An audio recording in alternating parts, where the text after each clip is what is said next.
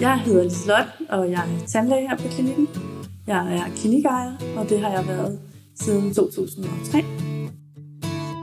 Tandkunsten ligger på Lyngbyvej nummer 58, som er på Østerbro i København. Et godt sted, hvor det er nemt at parkere og nemt at komme til med offentlig transport.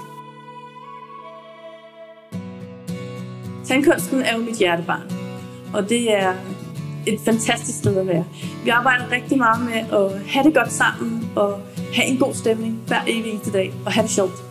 Det er det, der er vigtigt for os for at få dagen til at være rigtig god og få vores patienter til at føle sig velkomne og godt behandlet. Vi er 7 personer ansat på klinikken. Jeg er tandlæge og klinikejer, og jeg har 2 tandlæger, 2 klinikassistenter. Så er der Isabella, som er tandplejer, og så har vi Annemette siddende ude med sit glade ansigt i receptionen og tager imod alle de patienter, vi har igennem.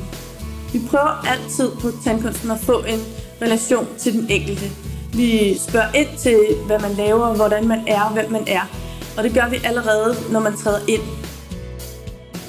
Man skal vælge at være patient i tandkunsten, fordi det er her, man vil få en god oplevelse hver gang. Man vil blive hørt som patient, og man vil få udført tandbehandlinger af højeste kvalitet.